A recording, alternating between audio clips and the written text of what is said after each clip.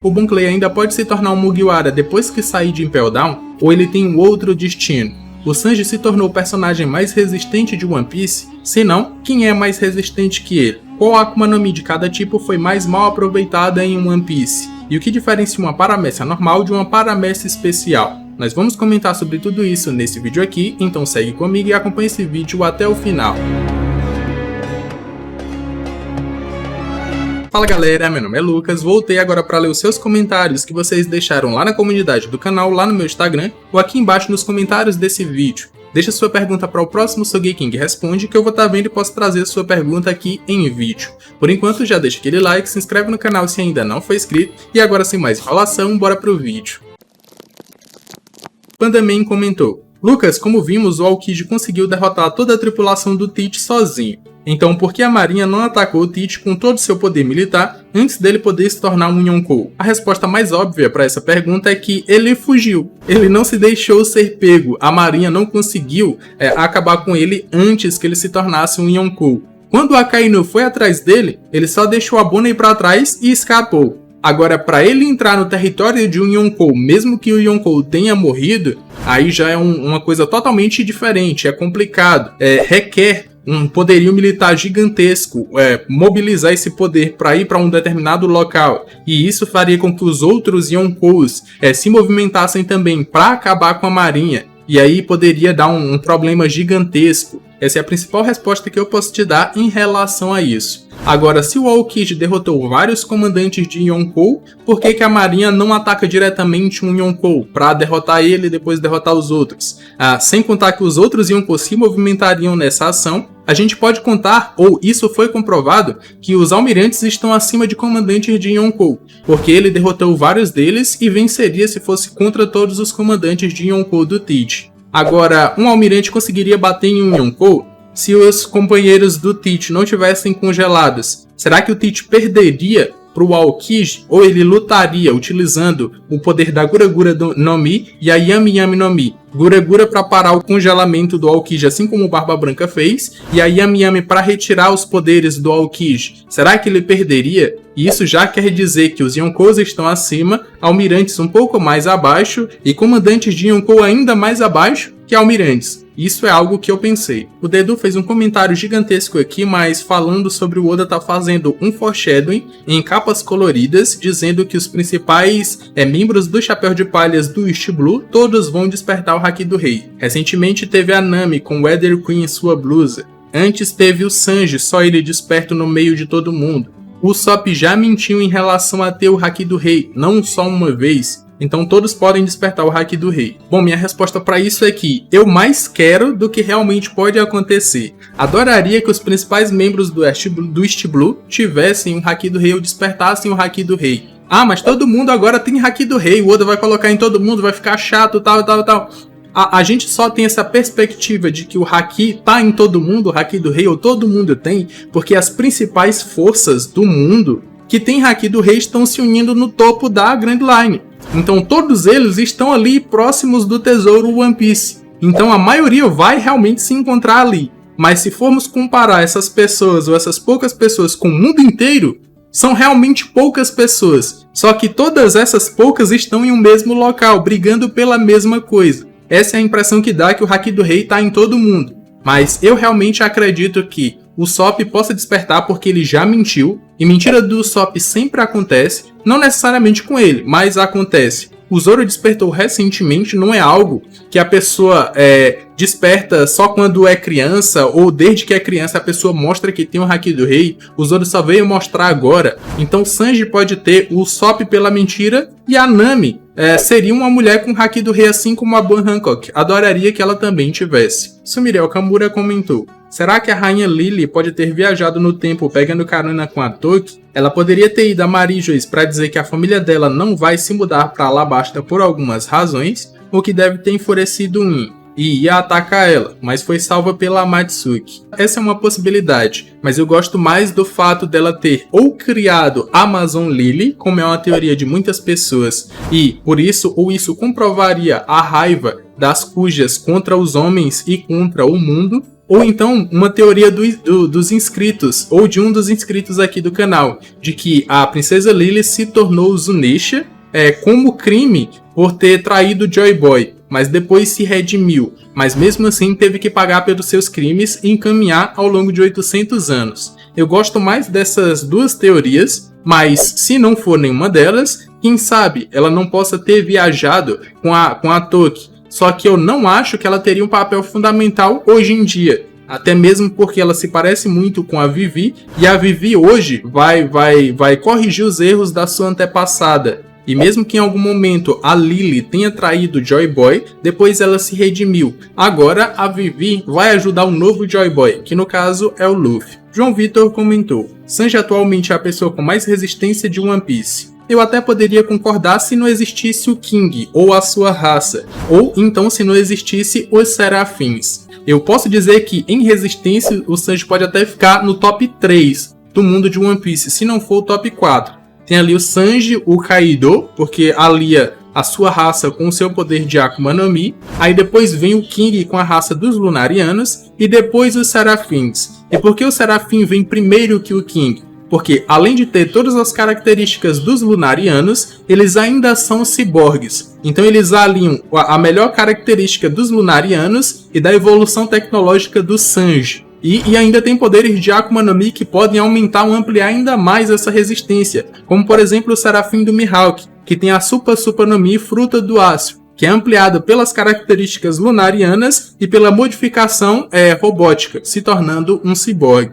Então acho que os seres mais resistentes hoje em dia são os Serafins, e por isso eles foram ditos serem a raça definitiva de One Piece criada pelo Vegapunk. A Bad15 comentou: como sabemos, o Vegapunk não conseguiu replicar as logias. Ele disse isso, mas não conseguiu encontrar o capítulo. Então, qual vai ser a Akuma no Mi do Crocodile Serafim? Se formos levar em conta o que aconteceu com um dos Serafins já apresentados, que foi o Serafim do Jinbe, o Vegapunk utilizou um poder de alguém preso em Impel Down para que ele ganhasse sua Akuma no Mi, ou seu poder de Akuma no Mi, que no caso é a Akuma no Mi do Sr. Pink, onde ele consegue nadar no solo como se estivesse nadando em água. E aí ele deu essa Akuma no Mi pro Serafim do Jinbe. Se a gente for nessa linha de raciocínio, acredito que ele também pegou outro poder de Impel Down e deu para o Serafim do Crocodile. No caso, eu apostaria que faria mais sentido que ele tivesse a Akuma no Mi do Pika, que é a de assimilação de pedra, alguma coisa assim.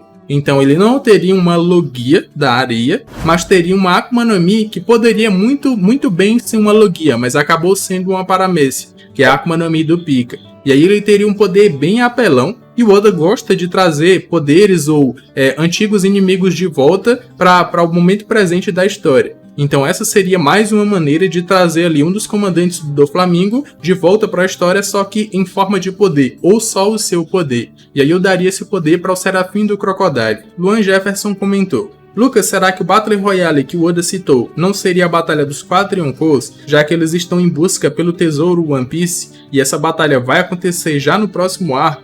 O que você acha? Tamo junto. Cara, se eu não me engano, acredito que o Oda falou que esse Battle Royale aconteceria ainda esse ano.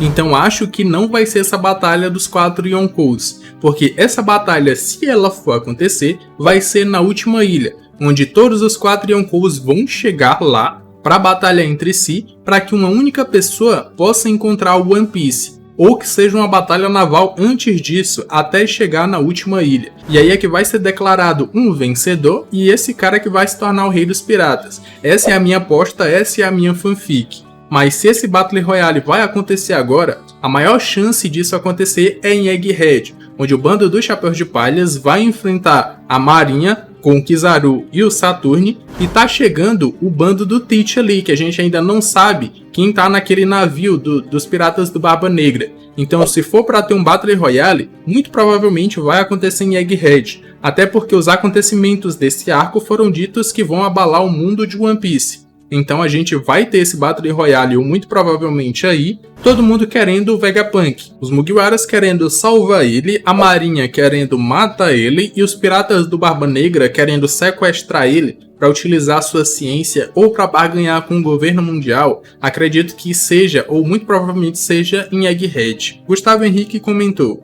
Se a Cross Guild invadir Impel Down, você acha que o Bon Clay poderia escapar junto com Bug, Mihawk e Crocodile? E depois ele poderia ir atrás do Luffy em Elbaf e se unir à frota dele? Cara, o Bon Clay é o Wakama mais amado de One Piece. Se ele saísse de Impel Down, adoraria que ele se tornasse um dos Chapéus de Palhas, e não só fazer parte da grande frota dos Chapéus de Palhas. Mas acho que para ser um Mugiwara é bem difícil, ou o Oda não tornaria ele um Mugiwara nesse momento da história. Se fosse antes, muito provavelmente, se fosse depois de Impel Down ou de Marineford, por exemplo, muito provavelmente ele poderia ter sido convidado a fazer parte dos Chapéus de Palhas, mas o Luffy nem teve a chance de convidar ele para fazer parte do bando.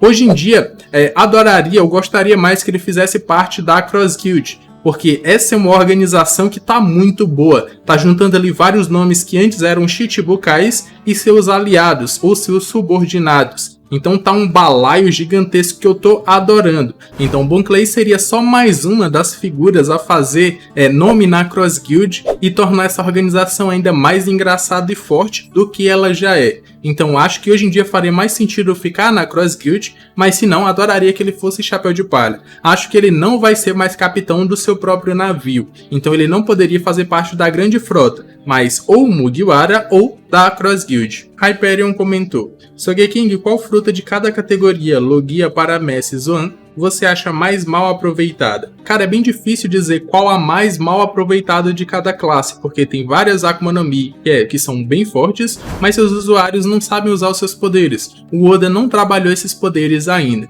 Mas levando em consideração que teve um destaque muito grande, para as Paramécias eu vou ficar com o Kid, porque ele só continua fazendo sempre as mesmas coisas. Sempre criando coisas gigantescas de metal e atacando seu inimigo com isso. Até no seu despertar não mudou muita coisa. O Luffy teve um despertar absurdo, o Lau teve um despertar absurdo que utilizou várias outras características do seu poder que a gente ainda não tinha visto ou percebido, mas o Kid, ainda assim, com o seu despertar, foi algo que a gente já tinha visto, que é dar o magnetismo para outras pessoas ou coisas, coisa que a gente já tinha visto. Ele normalmente faz sendo o vetor, que vai atrair ou repelir coisas de metal, mas no seu despertar ele só dá essa capacidade para outra pessoa, fazendo com que ela seja o vetor que vai atrair ou repelir as coisas. Então foi muito mal trabalhado, e aí é algo que a gente pode considerar mal aproveitado dentro da obra. Uma segunda Akuma no Mi, que no caso seria das Logias, eu colocaria o Smoker, com a Akuma no Mi da fumaça. Uma Akuma no Mi que tem várias características fodas que o Oda poderia trabalhar, mas o Smoker continua sendo um bucha, ainda não foi muito bem aproveitado depois que apanhou lá em Punk Hazard, então o Oda tem que trabalhar melhor essa Logia. Eu acho que ela foi a mais mal aproveitada de toda a obra. E para fechar nós temos uma Zoan, que no caso eu vou pegar a Zoan mítica Heb no Mi modelo Yamata no Orochi. Como é que o cara tem uma Akuma no Mi mítica, uma Zoan mítica, e ainda é bucha, e ainda é fraco, não consegue lutar, não consegue dar dificuldade pra ninguém? Então, pelo Orochi ter comido essa Akuma no Mi e ser um bosta, e ser um bucha, ele não conseguiu utilizar os seus poderes, mesmo tendo uma Zoan mítica, que é uma Akuma no Mi, uma das mais raras, ou a mais rara de One Piece, até que as Logias. Então, bucha completo. Colocaria essas três Akuma no Mi como as mais mal aproveitadas de toda a obra. Não tem como remover a foto de perfil, comentou: o que exatamente torna uma Paramécia em uma Paramécia especial? Bom, a principal e maior característica de uma Paramécia especial que diferencia ela de todas as outras é ter todas as características de uma Logia, mas não é um elemento da natureza, não é um elemento natural. No caso do Katakuri, ele é um mochi, e mochi não é um elemento natural. Mas o Katakuri com essa Akuma no Mi tem todas as características de uma Logia. Ele pode criar, controlar e se transformar no elemento da maneira como ele quiser. A gente até pode considerar que ele tem a intangibilidade das Logias, porque quando o Capone atira nele, ele não se esquiva ou não usa o seu Haki de observação avançado para fazer com que as balas atravessem o seu corpo. Na verdade, as balas acertam ele, só que o seu corpo se transforma em mochi e ele não toma dano. Uma Paramécia normal não teria essa capacidade. O usuário tomaria o dano por ter sido atingido por aquelas balas, mesmo que ele não morresse. Mas o Katakuri não, ele não tomou o dano. Além disso, ele consegue moldar o seu corpo e usa essa característica com haki da observação avançado para prever onde os seus inimigos vão atacar com haki do armamento e se esquivar do ataque para não tomar nenhum dano. Coisa que aconteceria com uma Logia se o seu inimigo utilizasse haki do armamento e acertasse o seu corpo. Então ele tem todas as características de uma Logia, até a intangibilidade, a gente pode considerar em certo grau, mas ele não é um elemento natural, o Mote não é um elemento natural. Essa é a característica que diferencia uma paramécia normal de uma especial. Agora chegou a sua vez de participar desse vídeo, já comenta aqui embaixo o que você achou, se você concorda ou discorda de alguma coisa, e comenta a sua pergunta para o próximo Sogeking Responde. Deixe aqui embaixo nos comentários, lá na comunidade do canal ou lá no meu Instagram. Vou estar pegando as perguntas para o próximo Sogeking Responde. Por enquanto, já deixa aquele like, se inscreve no canal se tiver gostado desse vídeo. Tô deixando aqui na tela final 2 vídeos que eu tenho certeza que vocês vão gostar. Eu me despeço por aqui, um abraço e valeu!